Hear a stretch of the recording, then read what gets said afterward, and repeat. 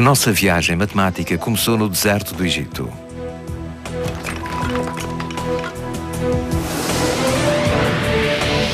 Depois vimos a matemática imbuída de um novo éter na Grécia, onde se armou de lógica e argumentos organizados. E a invenção do zero na Índia alterou de seguida todo o espírito humano. Those in the present are always asking questions about the future. It is those very questions that have led us from ancient Egypt, Greece, and India to today's Europe. A última etapa da nossa viagem refere-se a duas perguntas que nos foram colocadas. Uma tem a ver com números e a outra é sobre geometria.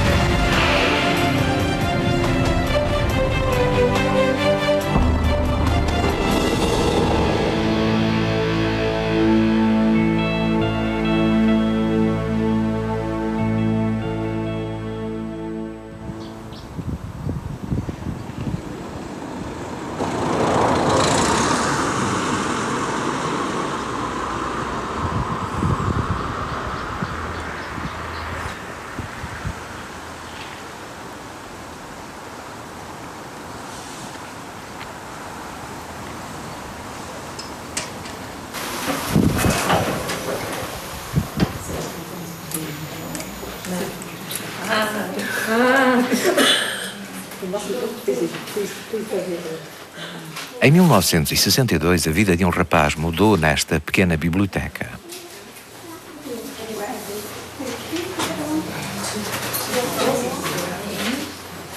Voltava para casa vindo da escola. Entrou e dirigiu-se à secção de matemática, a sua favorita.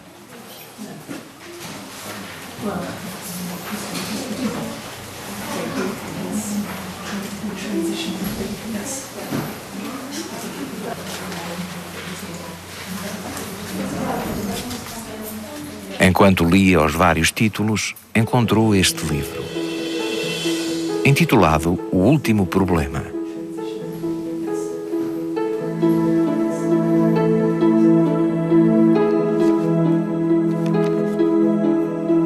O livro continha apenas um problema cuja resolução era acessível a este rapaz de 10 anos. Ficou intrigado pelo facto de não ter sido possível solucioná-lo durante 3 séculos.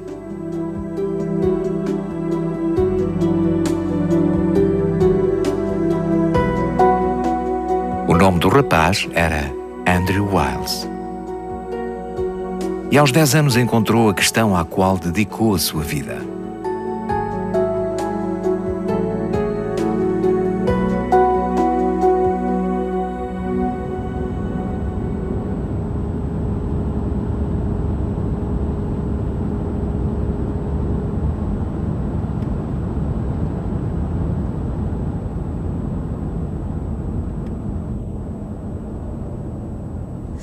It typically takes a few minutes to solve most problems you find in a math textbook. But some problems can take a few hundred years. The headache they give us is what makes them so captivating. The mathematical challenge taken on by that British boy was offered by a French mathematician 3.5 centuries ago.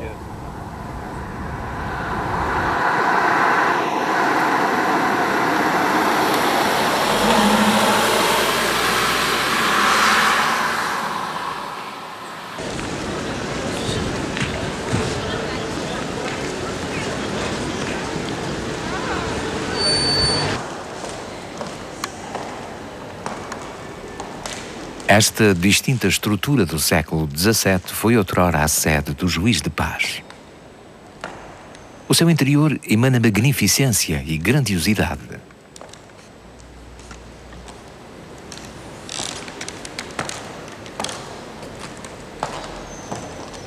Cá está, eis quem propôs o desafio matemático.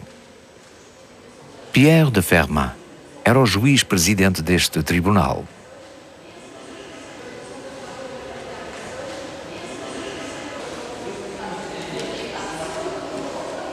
Porém, o que o tornou famoso não foi a sua profissão, mas o seu passatempo. Ele era fascinado por matemática.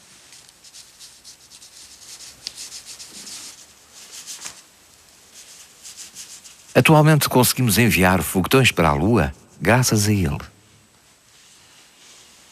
Criou um método para descobrir a maior e a menor ordenada de uma curva, cruciais para o desenvolvimento do cálculo.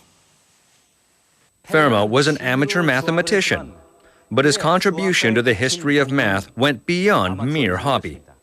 It's fair to say his contribution was greater than most other professional mathematicians.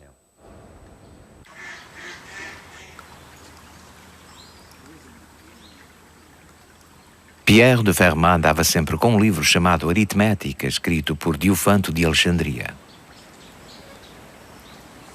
Quando estava livre das suas funções jurídicas, resolvia problemas que envolviam o teorema de Pitágoras ou números relacionados com triângulos.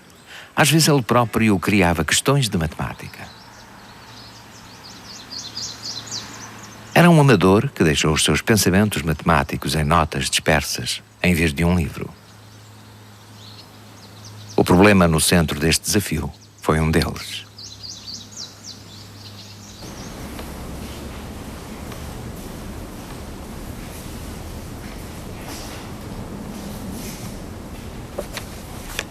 Na Biblioteca Pública de Toulouse encontramos a cópia de Aritmética que pertencia a Fermat.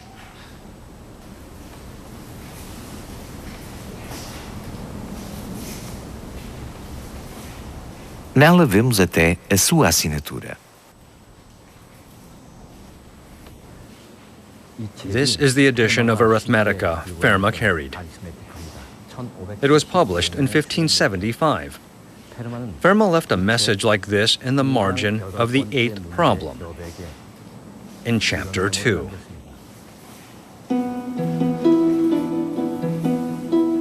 Era um problema relacionado com o teorema de Pitágoras.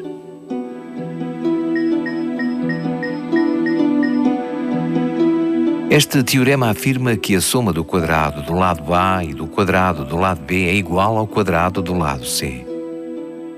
Muitos grupos de números inteiros enquadram-se nesta fórmula.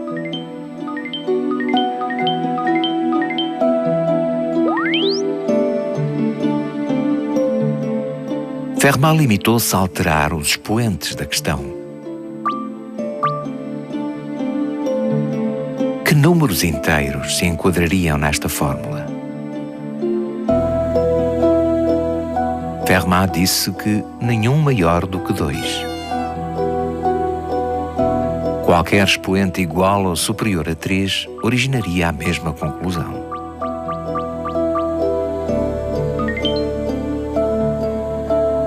Este é o último teorema de Fermat.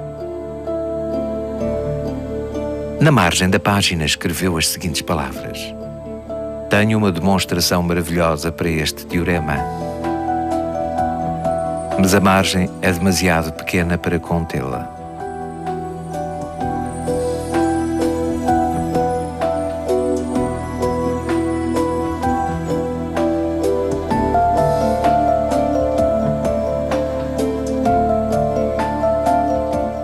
Esta declaração fez com que os matemáticos de todo o mundo não perdessem a oportunidade de demonstrar o seu teorema.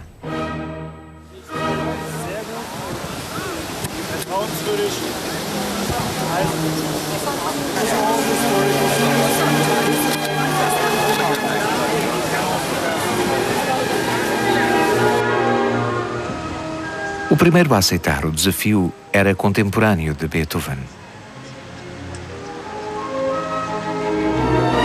Tal como o grande compositor perdeu a audição numa fase tardia da vida, este matemático perdeu a visão. Mas tal como a surdez de Beethoven não impediu de compor, a cegueira não era um obstáculo ao estudo da matemática.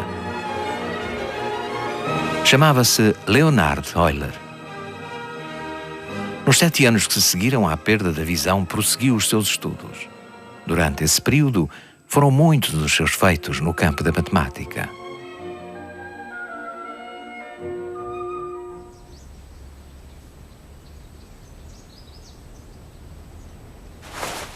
Na juventude, Euler aceitou o desafio de provar o último teorema de Fermat.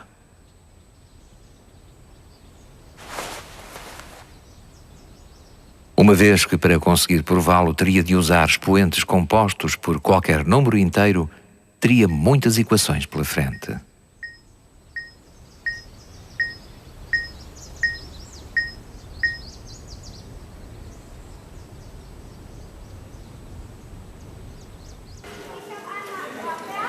Os expoentes no último teorema de Fermat são números naturais, e estes têm certas características.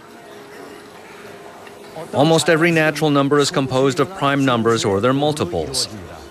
That means every natural number can be factored into prime numbers themselves.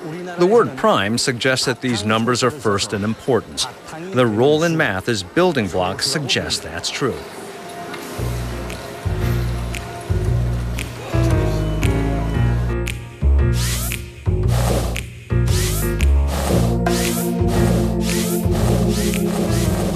À exceção do número 1, todos os números naturais podem ser decompostos em números primos ou nos seus múltiplos.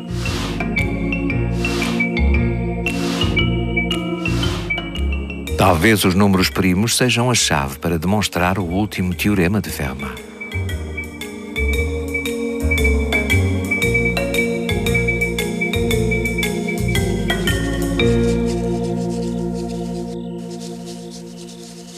Um século depois de Fermat ter lançado o seu desafio, surgiu uma possível solução.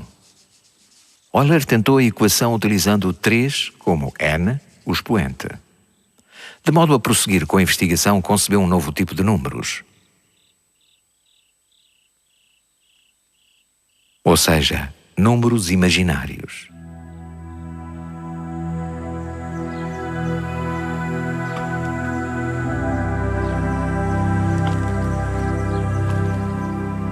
Os números imaginários eram muito difíceis de compreender à luz do sistema numérico existente. Por isso, quando foram pela primeira vez adotados, foram chamados de imaginários.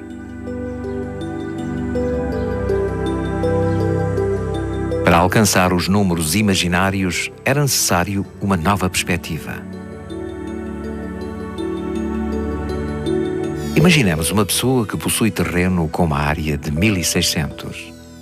Mas perde uma área de 3.200 devido a dívidas.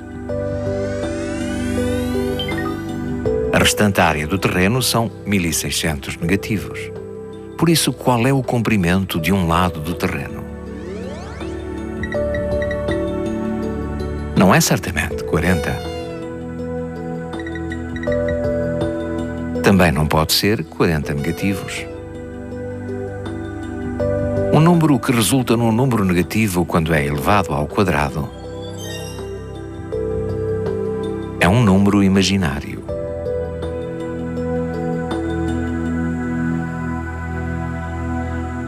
Usando números imaginários, Euler fez a demonstração com n igual a 3 e depois a 5.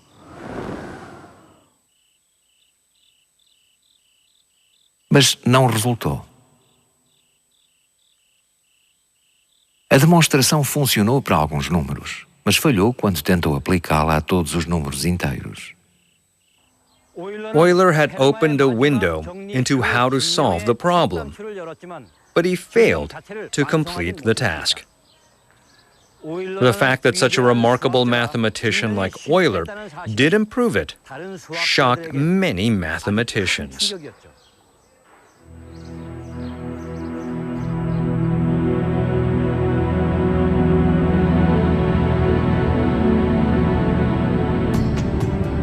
O problema parecia uma maldição.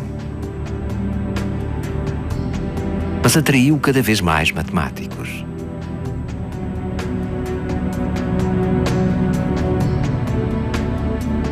Foi este o último problema por resolver que nos foi deixado por Fermat.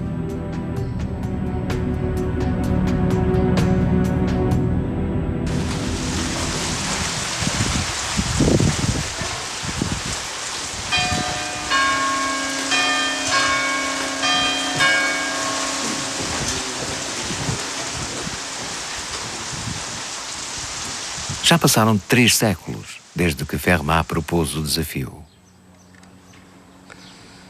O rapaz de 10 anos é agora um aluno universitário. Andrew Wiles era um aluno de doutoramento na Universidade de Cambridge, na Grã-Bretanha, em 1975. A sua área de investigação era as curvas elípticas. Até essa altura, nada tivera que ver com o último teorema de Fermat. Meanwhile, however, a discovery began to emerge that connected Fermat's last theorem to elliptic curves, which was Wiles' focus of study.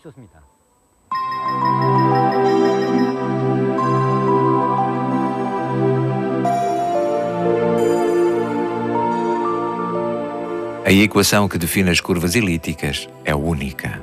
Engloba uma variedade infinita de equações, dependendo das constantes A, B e C.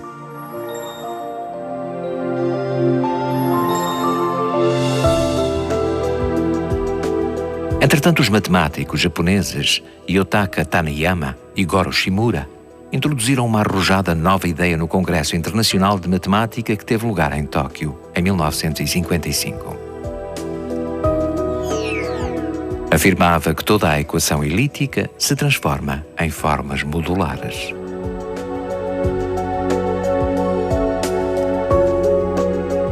Os módulos eram uma nova área da matemática que estudava as características da simetria.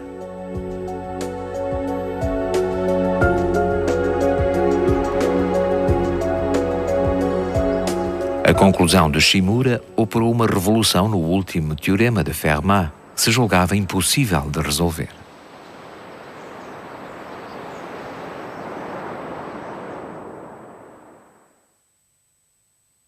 Isso proporcionou uma oportunidade para Andrew Wiles, que estudava equações elípticas. One day, Andrew Wiles disappeared from the academic world. For quite some time, nobody saw him. But after 7 years, he suddenly showed up at a conference held here in Cambridge.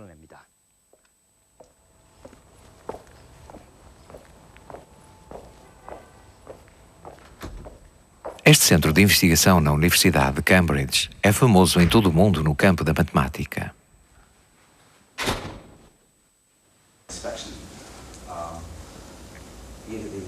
É onde se debatem as mais recentes questões matemáticas. Non-attenuated Fourier transform to give an inversion formula for the ATRT. So the way that this is done. Estudiosos de renome mundial reúnem-se aqui para conduzirem um seminário sobre novas e atuais questões da sua escolha. Foi aqui que Andrew Wiles reapareceu subitamente, passados 7 anos, e apresentou o resultado da sua investigação.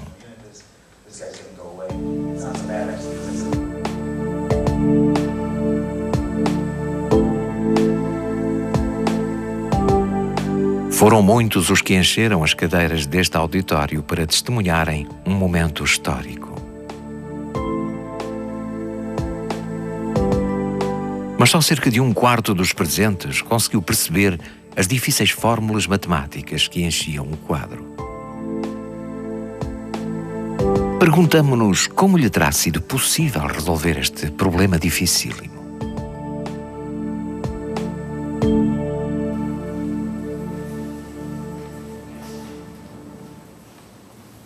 Mas Andrew Wiles abordou o problema de uma forma extremamente singular. There are no natural numbers that work with Fermat's last theorem. But Wiles' proof begins with a hypothesis that there are indeed such natural numbers.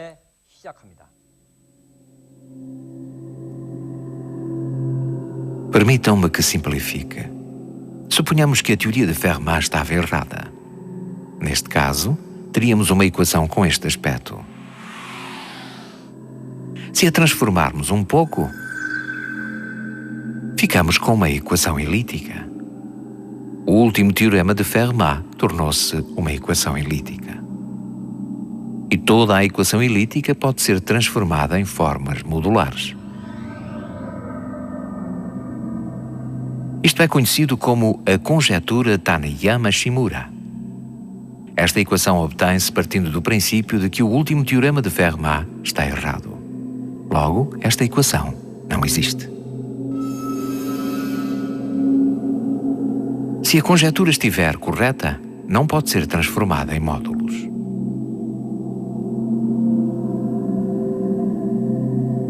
Andrew Wiles provou que a conjetura Taniyama-Shimura está correta.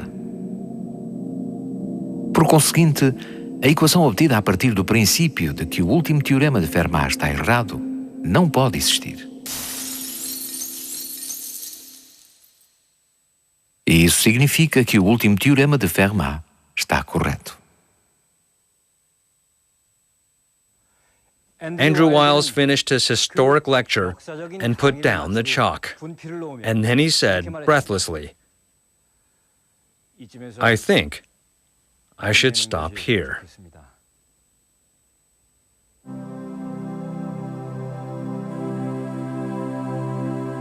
O auditório irrompeu em aplausos. O seu sonho idealizado na biblioteca de uma pequena cidade quando tinha apenas 10 anos realizava-se finalmente.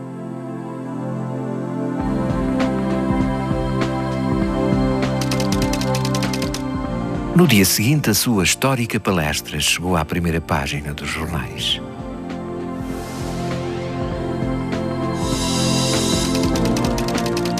Era um caso raro para os matemáticos ou para os conceitos que estudam.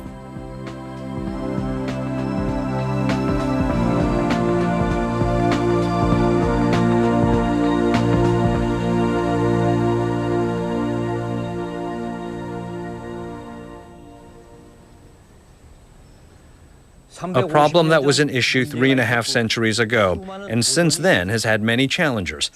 Their failures only led to more frustration, which propelled math further forward and helped develop the field. But now, it's time to introduce ourselves to a second problem. It's about space and the universe in which we live.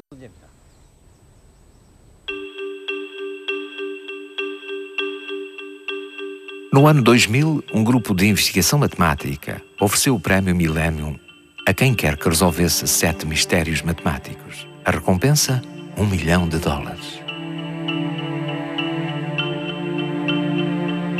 Nos 3 anos seguintes, um matemático russo resolveu um desses enigmas matemáticos, mas no fim recusou o prémio.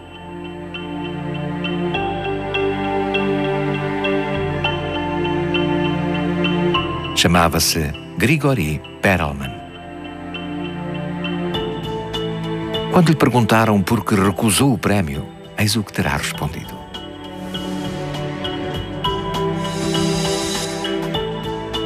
Sei como controlar o universo, por isso, digam-me, por que quereria $1 milhão?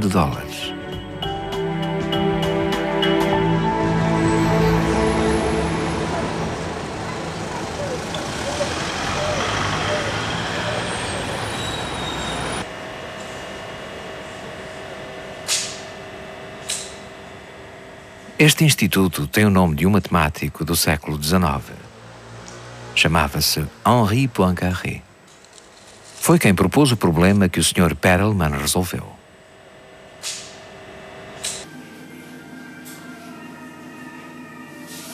O instituto é dirigido por alguém famoso.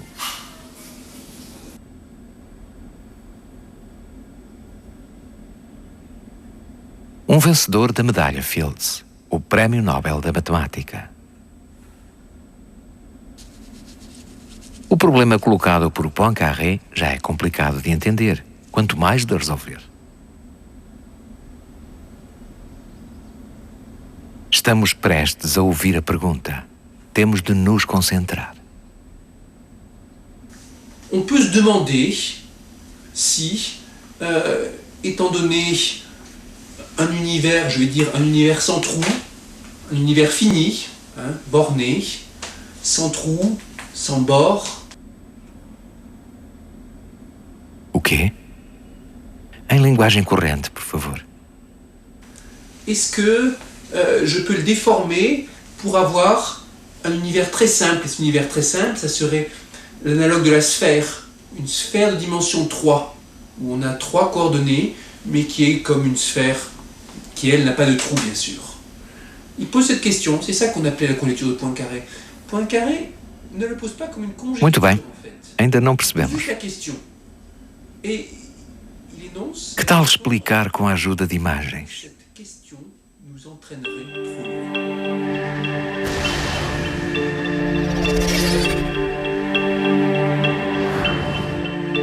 Imagine-se que um foguetão é lançado para o espaço com uma corda a prendê-lo à Terra.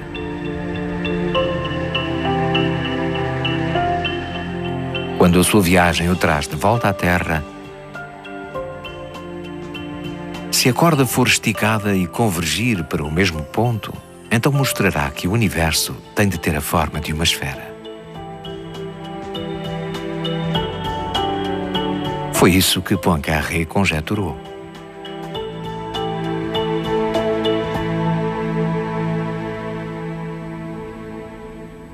Henri Poincaré era um notável matemático para o seu tempo. Revelava uma intuição que lhe permitia chegar à solução de problemas sem ter de demonstrá-los. A conjetura de Poincaré foi uma das questões propostas sem demonstração.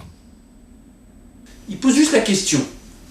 Et il énonce la question et après il dit « Mais cette question nous entraînerait trop loin. » Et l'article s'arrête là.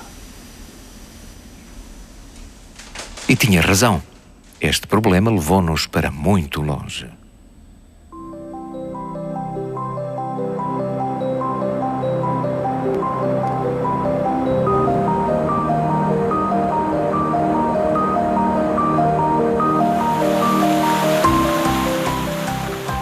Poincaré queria saber qual a forma do universo.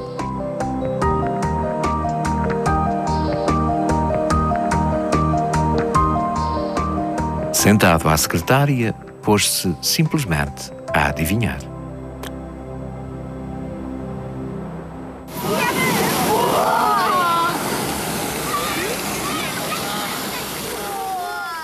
Somos incapazes de ver o universo a partir da Terra, onde vivemos.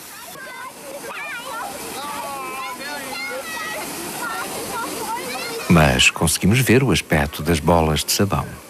São arredondadas. Às vezes têm dobras ou moças. Na realidade, a sua forma está em constante mudança.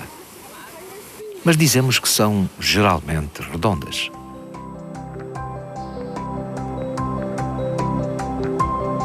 Bolas de sabão a dançar na atmosfera dão-nos uma pista para entendermos a conjetura de Poincaré.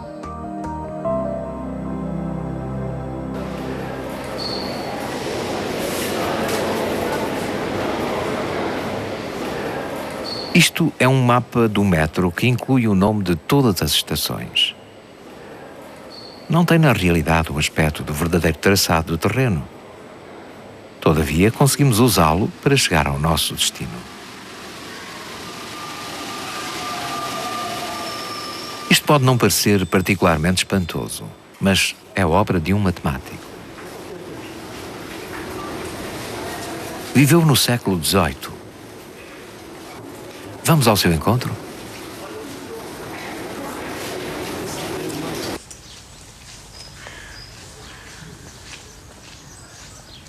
Lembram-se do Beethoven, da história da matemática? Chama-se Leonhard Euler. Vemo-lo aqui concentrado num famoso enigma.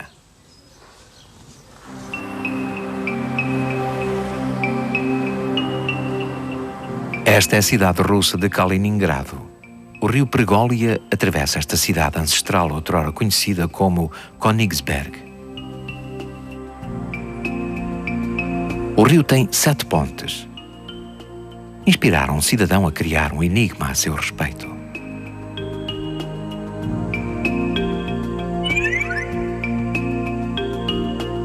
Poder-se-á atravessar todas as 7 pontes de Königsberg sem se atravessar a mesma ponte 2 vezes? A questão prendia-se com aquilo que atualmente se chama caminho euleriano.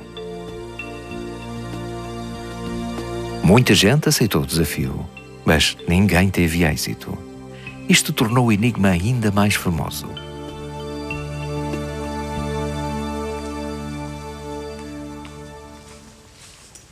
Este homem é Leonhard Euler, que não conseguiu demonstrar o último teorema de Fermat. Este gênio matemático não conseguiu encontrar uma resposta para o enigma. Porque não havia resposta.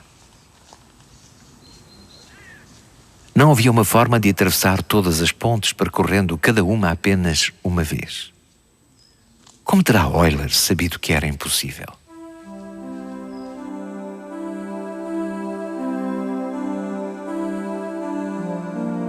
Euler simplificou o mapa representando as pontes como linhas e o terreno como pontos.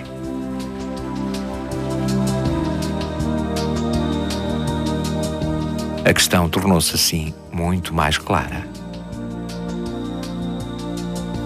Aqui estabeleceu as regras de um caminho euleriano. Cada ponto terá um número par de linhas a partir de si, ou apenas 2 pontos terão um número ímpar de linhas a partir de si. 4 pontos têm linhas com número ímpar. Por outras palavras, é impossível atravessar todas as pontes percorrendo cada uma apenas uma vez.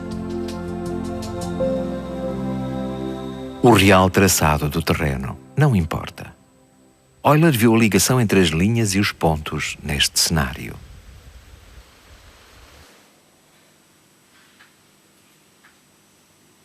Observemos estas chávenas, mas do ponto de vista de Euler. Bien sûr, elles ont des tailles différentes, mais leur forme, globalement, est la même. Si je déforme cette tasse, je peux obtenir celle-ci. Ou si je rapetisse cette tasse, je peux obtenir ceci. O mesmo se passa com a questão das 7 pontes de Königsberg. A essência dos objetos não se altera quando são alargados ou encolhidos. Mas e se os cortarmos? Ou se neles fizermos um buraco, então a sua essência muda. Et bien cet objet, on ne pourra jamais l'obtenir comme déformation de ceci. Ces deux objets sont vraiment différents.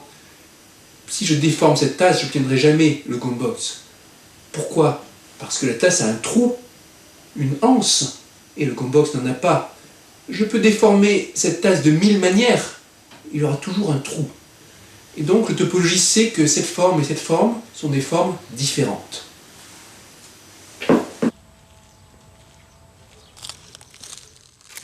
Poder-se-á transformar um universo tridimensional e finito e sem qualquer buraco numa qualquer outra forma de universo?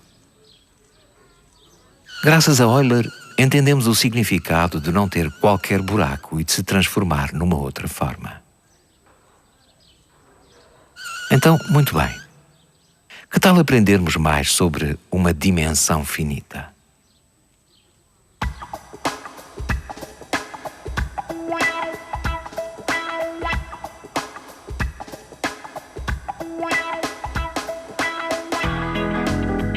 Por vezes referimos-nos a quem se comporta de forma estranha como vivendo noutra dimensão.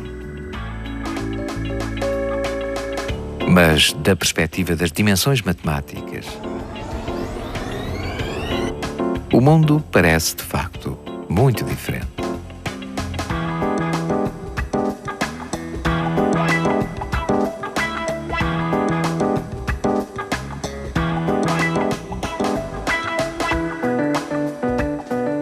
In a mathematical sense, we live in many dimensions. A dimension is defined by how many numbers are needed to signify locations within it.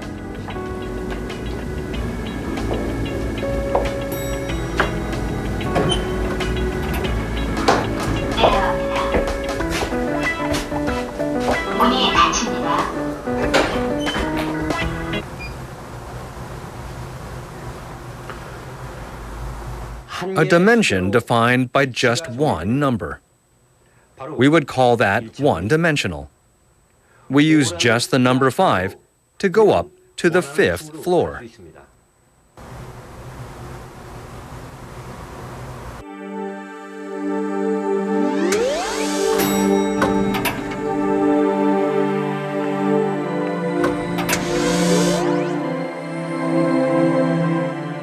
So that location on a vertical line can be expressed with one number. So a line is defined as one-dimensional.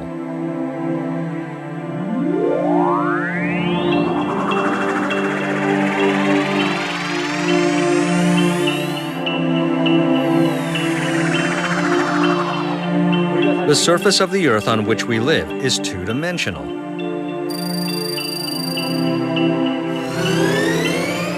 The point on which I'm standing is 131 degrees east and 37 degrees north, the island of Tokdo in Korea.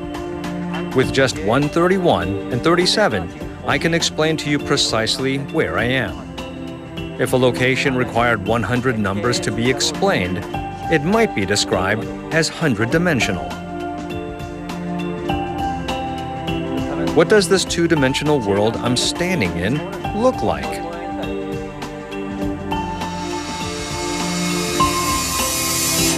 It's flat, isn't it? Is there any other two-dimensional world that would look different?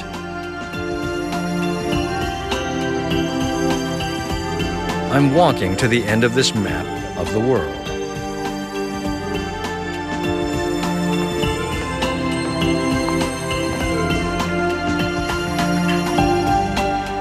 What happens if I take one more step?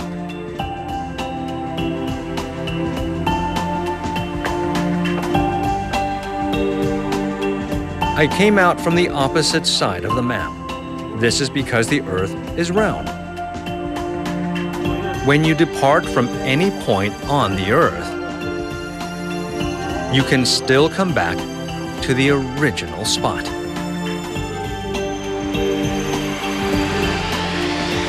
Vivemos num espaço redondo bidimensional, não num espaço plano bidimensional. Mas há espaços bidimensionais com formas diferentes. Que tal seguirmos este navio?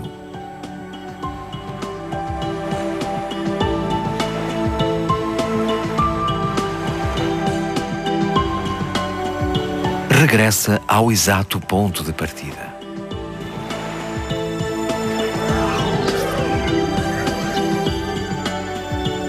Mas e se a Terra tivesse este aspecto? Mesmo que o navio navegue num objeto com forma de donut, regressará ao ponto de partida. A Terra e um donut têm naturezas distintas.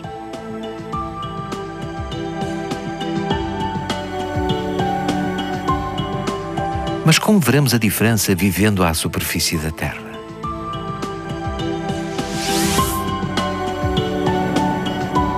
Imagine-se que o barco navega amarrado a uma corda. Quando regressa, estica-se bem a corda.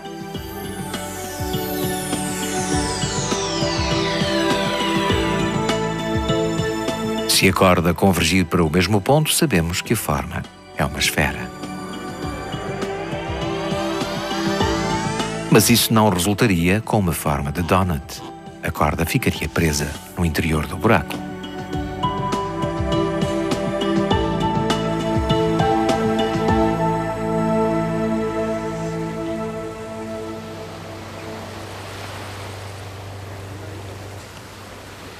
A conjetura de Poincaré estimula os intelectuais da atualidade que desejam explorar mundos desconhecidos.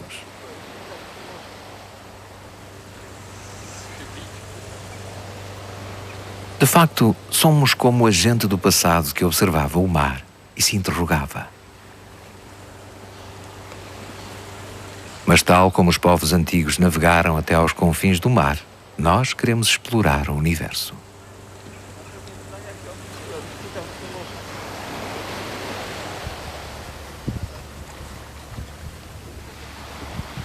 Os exploradores do passado que nunca tinham visto uma terra esférica navegaram à mesma, corajosamente, à volta da superfície do planeta porque havia quem conjeturasse que era redondo. Henri Poincaré foi capaz de conjeturar a forma do universo sem, contudo, explorá-lo. Que tal lançarmos o nosso próprio meio de navegação? A superfície da Terra é bidimensional, mas o universo é tridimensional. A nossa nave especial é lançada no universo tridimensional amarrada a uma corda. Se o universo for uma forma esférica finita, a nave especial voltará para a Terra tal como eu surgi no lado oposto no mapa do mundo.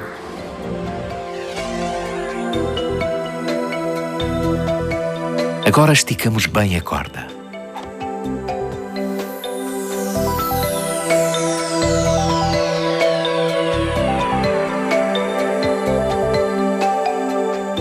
Converge realmente para um único ponto.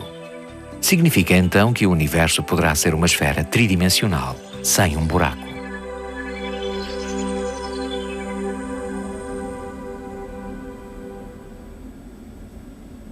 Poder-se-á transformar um universo tridimensional e finito e sem qualquer buraco numa qualquer outra forma de universo? Agora podemos entender a conjetura do Poincaré. Henri Poincaré tentou traçar um mapa do universo no século XIX.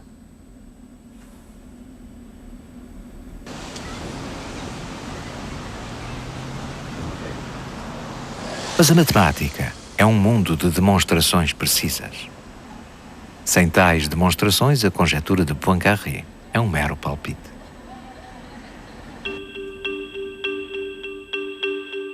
Em abril de 2003, um público ávido encheu um auditório no MIT. Estavam lá para assistir a uma palestra do matemático russo Grigori Perelman. Demonstrara com êxito a conjetura de Poincaré, que se julgava ser o mais difícil problema de matemática, usando a equação do fluxo de Ricci, que surgira apenas 2 décadas antes. Tornou a sua tese acessível ao público pela internet, o que é bastante invulgar para um estudioso.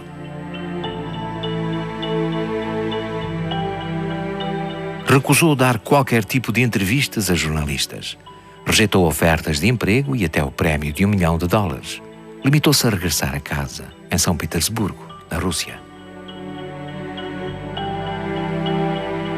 On en connaît des gens qui, par exemple, refusent des héritages pour des questions idéologiques ou philosophiques ou déontologiques. C'est pas tellement ça qui est remarquable. Moi, ce que je trouve exceptionnel et qui est unique, c'est le fait que Perelman ait réussi, au bout de 7 années de travail solitaire, il a vu plus loin que tous les autres. C'est ça, le vrai miracle Perelman, ce qu'il faut retenir.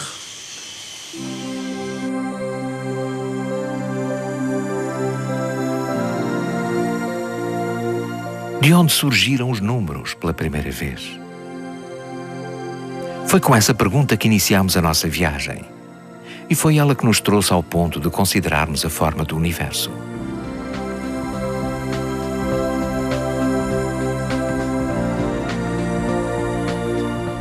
Conhecemos muitos matemáticos até ao momento.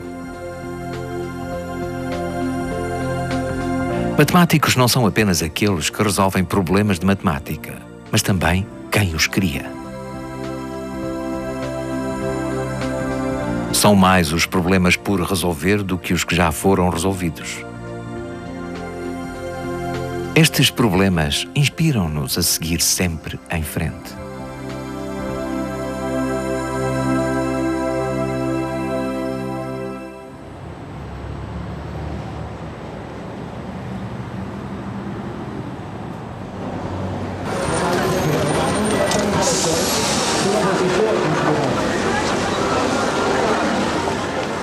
Agora regresso a casa, depois de viajar pelo Egito, Grécia, Índia e Europa.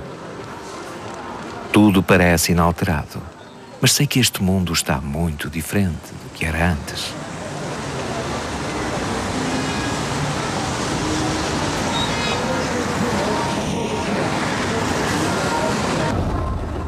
This was a very long journey.